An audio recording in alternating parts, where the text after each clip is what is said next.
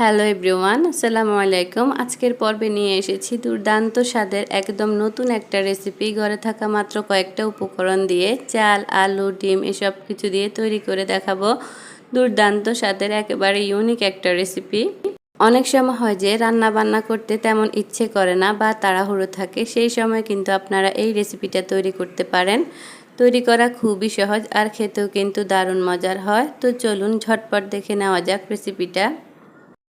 রান্না করার জন্য এখানে আমি নর্মাল ভাতের চাল নিয়ে নিয়েছি, যেটা দিয়ে সাধারণত প্রত্যেক দিন ভাত রান্না করি, সেই চাল দিয়েই করছি। তবে আপনারা চাইলে বাসমতি অথবা আতপ চাল দিয়েও কিন্তু করতে পারেন, তবে নর্মাল ভাতের চাল দিয়েও কিন্তু এটা খুবই ভালো হয়। এবার এই চালগুলোকে ভালোভাবে ধুয়ে নেব। পানিটাকে পাল্টে পাল্টে 3 থেকে 4 বার, যতক্ষণ না পর্যন্ত পরিষ্কার পানি আসছে ততক্ষণ পর্যন্ত ধুয়ে নিয়েছি। এখন এই পানির মধ্যে কিছুক্ষণ চালগুলোকে ভিজিয়ে রাখবো। এবার রান্নায় চলে এসেছি। রান্নাটা করব সর্ষের তেল দিয়ে। এখানে প্যানে 2 টেবিল চামচ সর্ষের তেল দিয়ে ভালো করে গরম করে নিয়েছি। দিয়ে দিচ্ছি আলু। এবার এর মধ্যে অ্যাড করছি কিছুটা হলুদের গুঁড়ো আর কিছুটা লবণ। এখানে আমি 2টি মাঝারি সাইজের আলু বড় বড় করে কেটে নিয়েছি। এখন এগুলোকে ভালো করে নেড়েচেড়ে ভেজে নেব। গ্যাসের ফ্লেমটা মিডিয়াম টু লো হিটে রেখে মোটামুটি লাল লাল করে আলুগুলোকে ভেজে নেব। যেহেতু আলুগুলো বড় সাইজের, তাই ঢাকনা দিয়ে লো হিটে কিছুক্ষণ ভেজে নেব। দেখুন আলুর কালারটা কিন্তু চেঞ্জ হয়ে গিয়েছে, মোটামুটি হাফ সিদ্ধ হয়ে গেছে। এবার এগুলোকে আরও কিছুক্ষণ হালকাভাবে নেড়েচেড়ে তুলে নেব। এই রান্নাটির জন্য আলুগুলোকে তেলের মধ্যে কিছুটা সময় নিয়ে মোটামুটিভাবে লাল লাল করে ভেজে নিতে হবে। এ পর্যায়ে আলুগুলো ভাজা হয়ে গেছে, এবার তুলে নিচ্ছি। এখন দিয়ে দিচ্ছি ডিমগুলোকে আগে থেকেই সিদ্ধ করে রেখেছি। ডিম সিদ্ধ করার সময় অবশ্যই লবণ দিয়ে সিদ্ধ করতে হবে। সিদ্ধ হয়ে যাওয়ার পর কিছুক্ষণ নর্মাল পানিতে রাখলে ডিম থেকে খোসা ছাড়াতে খুবই সহজ হয়। ডিমগুলোকে একটু নেড়েচেড়ে ভেজে নেব, তবে ডিমগুলো খুব বেশি কিন্তু কড়া করে ভাজবো না, কারণ খুব বেশি কড়া করে ভাজলে ডিম খেতে ভালো লাগে না, তাই কড়া করে ভাজিনি। ডিমগুলো কিন্তু ভাজা হয়ে গেছে, এ পর্যায়ে উঠিয়ে নিচ্ছি। এখন এই তেলের মধ্যে আরও 1 টেবিল চামচ তেল অ্যাড করছি। দিয়ে দিচ্ছি 3টা এলাচ, 2 টুকরো দারুচিনি, 4-5টা লবঙ্গ, 2-3টা তেজপাতা। এগুলোকে একটু নেড়েচেড়ে ফোড়ন দিয়ে নিচ্ছি। যখনই সুন্দর একটা অ্যারোমা ছড়াবে ঠিক তখনই দিয়ে দিব 2টা মাঝারি সাইজের পেঁয়াজ কুচি। পেঁয়াজগুলো একটু ব্রাউন কালার করে ভেজে নেব। গ্যাসের ফ্লেমটাকে একটু বাড়িয়ে রেখে পেঁয়াজগুলো আমি ভেজে নিচ্ছি। আর এই রান্নাটির জন্য পেঁয়াজগুলোকে অবশ্যই একটু ব্রাউন কালার করে ভেজে নিতে হবে। ভাজা হয়ে এলেই এতে অ্যাড করছি 2 চা চামচ পরিমাণে আদা ও রসুন। আদা ও রসুন একসাথে পেস্ট করে নিয়েছি। এবার এগুলোকে কিছুক্ষণ ভেজে নেব, যাতে করে কাঁচা গন্ধটা দূর হয়ে যায়। কিছুক্ষণ ভেজে নেওয়ার পর সামান্য পানি অ্যাড করছি, যাতে মশলা দেওয়ার সময় পুড়ে না যায়। এখন অ্যাড করছি 2 চা চামচ জিরা গুঁড়ো, 2 চা চামচ ধনিয়া গুঁড়ো, 1 চা চামচ লাল মরিচের গুঁড়ো, হাফ চা চামচ হলুদের গুঁড়ো ও স্বাদমতো লবণ।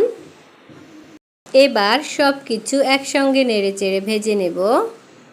মশলা ভেজে নেওয়ার সময় চুলার আঁচটা একদম লো ফ্লেমে রাখতে হবে, না হলে মশলা পুড়ে যাওয়ার চান্স থাকে। কিছুক্ষণ ভেজে নেওয়ার পর দিয়ে দিচ্ছি হাফ কাপ পরিমাণ পানি। মশলাগুলো ভালো করে কষানোর জন্য মশলাগুলো মোটামুটি আমি 4-5 মিনিটের মতন কষিয়ে নেব। মশলাটা যত বেশি কষাবেন এই রান্নাটা ততটাই টেস্ট হবে। মশলা থেকে তেল ছেড়ে দিয়েছে, আর এখন দিয়ে দিতে হবে আগে থেকে ধুয়ে পানি ঝরিয়ে রাখা চাল। চালগুলো কিছুক্ষণ ভিজিয়ে রাখার পর কিন্তু পানি ঝরিয়ে নিয়েছি। এবার মশলার সাথে চালগুলোকে মোটামুটি 2-3 মিনিটের মতন ভেজে নেব। এতে করে পোলাওটা ঝরঝরা হয় এবং খেতে অনেক ভালো হয়। তো চালটা আমার ভাজা হয়ে গেছে, এবার এখানে আমি অ্যাড করছি পানি। পানির সঙ্গে চালগুলোকে একটু নেড়েচেড়ে মিশিয়ে নিয়ে এ পর্যায়ে দিয়ে দিচ্ছি 4-5টার মতো কাঁচামরিচ। এবং আগে থেকে ভেজে রাখা আলুগুলো সব কিছু আবারও নেড়েচেড়ে একসঙ্গে মিশিয়ে নিচ্ছি। এবার ঢাকনা দিয়ে দিব 10 মিনিটের জন্য। চুলার আঁচটা মিডিয়াম টু লো হিটে রাখতে হবে। 10 মিনিট পর ফিরে এলাম। দেখুন পানিটা কিন্তু বেশ অনেকটাই কমে এসেছে, তবে এখনও চালটা সিদ্ধ হয়নি। এবার দিয়ে দিচ্ছি ভেজে রাখা ডিম। ডিমগুলো আলুর সাথে না দিয়ে এখন দিয়ে দিলাম। আলুর সাথে দিলে ডিমগুলো ওভারকুক হয়ে যেত, তাই এখন দিয়ে দিলাম। এবার আবারও ঢাকনা দিয়ে 6-7 মিনিটের মতন লো হিটে রান্না করব। 6-7 মিনিট পর পানিটা কিন্তু একদম টেনে এসেছে। এখন অ্যাড করতে হবে 1 চা চামচ গরম মশলার গুঁড়ো এবং 1/2 চা চামচ টেস্টিং সল্ট। আবারও সব কিছুকে একসঙ্গে নেড়েচেড়ে ভালো করে মিশিয়ে নেব। এই রান্নাটির জন্য পানিটা একটু ঠিকঠাক করে মেপে দিলে ভাতগুলো ঝরঝরা হবে। যতটা পরিমাণ চাল নেবেন ঠিক তার ডাবল পরিমাণ পানি দিতে হবে। সব কিছু মিশিয়ে নিয়ে আবারও ঢেকে দেব 10 মিনিটের জন্য। এরই মধ্যে কিন্তু চালটাও খুব ভালো করে সিদ্ধ হয়ে যাবে এবং আলুগুলোও সিদ্ধ হয়ে যাবে। ঠিক 10 মিনিট পর দেখুন ভাতগুলো কিন্তু একদম ঝরঝরে। প্রথম 10 মিনিট মিডিয়াম টু লো হিটে রেখেছি আর এরপরে কিন্তু চুলার আঁচটা লো হিটে রেখেছি। চালগুলো কিন্তু একদম পারফেক্টভাবে সিদ্ধ হয়েছে। ঠিক যেরকমভাবে সিদ্ধ হওয়া দরকার সেরকমভাবে তৈরি হয়েছে। ব্যাস তৈরি করে নিলাম। খুবই সহজ, একদম ঝরঝরে একটা রেসিপি। এটা কিন্তু অনেকটাই বিরিয়ানির মতো খেতে, তবে এটা বিরিয়ানি না। আপনারা খুব তাড়াহুড়োর সময় বা যেদিন একটু রান্নাবান্না করতে ইচ্ছে করবে না সেদিন এই রেসিপিটা অবশ্যই ট্রাই করবেন। রেসিপিটা যদি ভালো লেগে থাকে অবশ্যই সাবস্ক্রাইব করে পাশেই থাকবেন।